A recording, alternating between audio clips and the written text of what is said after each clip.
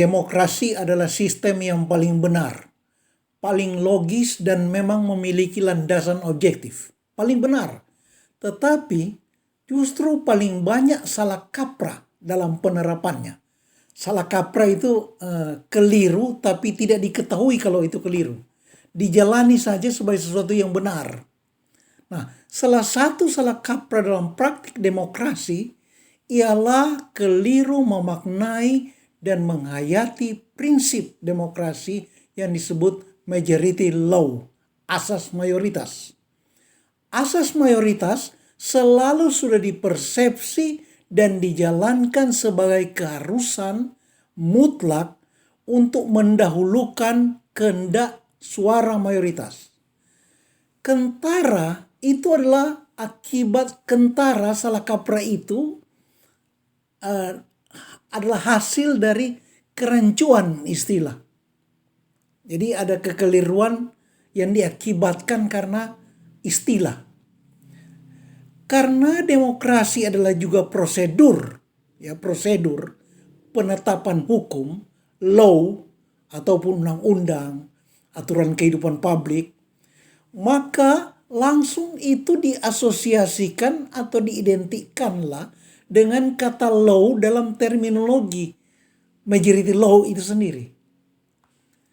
Lalu ditambah lagi dengan prosedur demokrasi itu memang berujung pada penetapan berdasar suara terbanyak, baik melalui aklamasi ataupun voting, one man one vote gitu. Kerancuan dalam memaknai prinsip kedaulatan rakyat dan suara kebenaran itu selama ini selalu tidak terbendung, selalu meluncur pada salah kaprah, mempersepsi, menghayati dan melakoni, menjalankan prinsip majority law dalam praktik pengambilan keputusan negara. Asas majority law selalu sudah dipersepsi dan dijalankan sebagai keniscayaan asasi untuk harus menuruti suara terbanyak.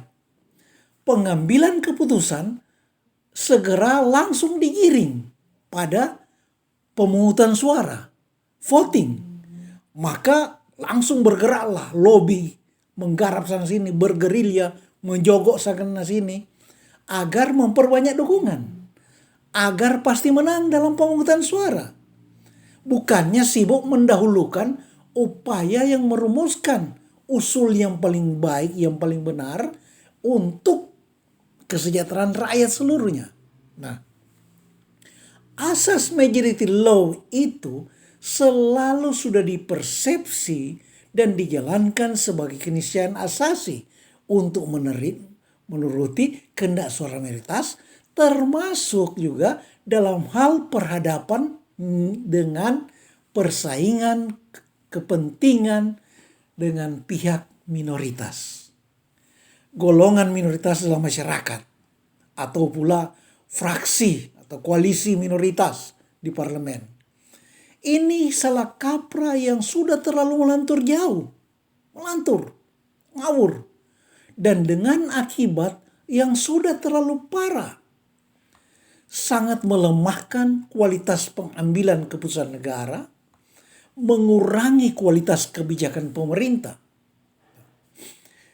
Prinsip majority law pada hakikatnya adalah prinsip minimalis.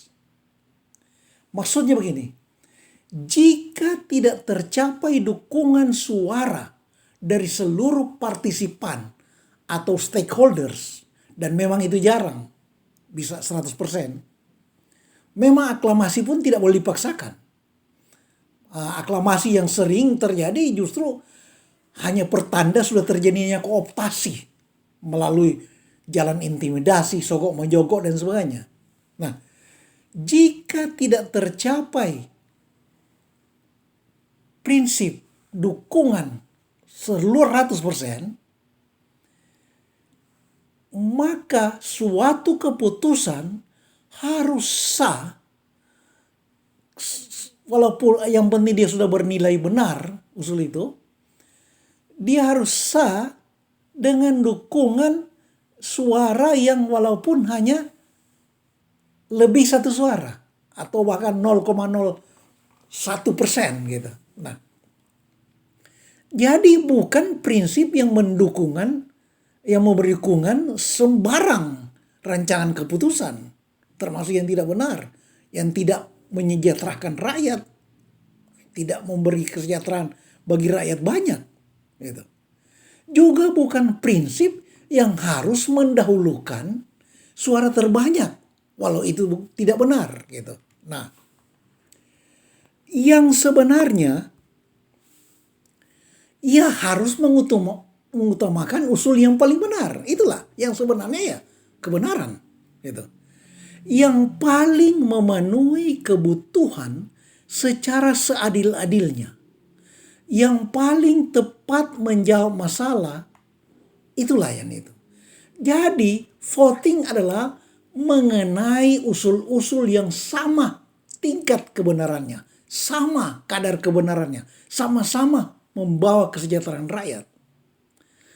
Kalau prinsip majority law cuma diartikan sesempit yang seperti selama ini, fraksi-fraksi kecil tidak perlu berpikir, tidak perlu berprakarsa mencari rumusan yang dibutuhkan.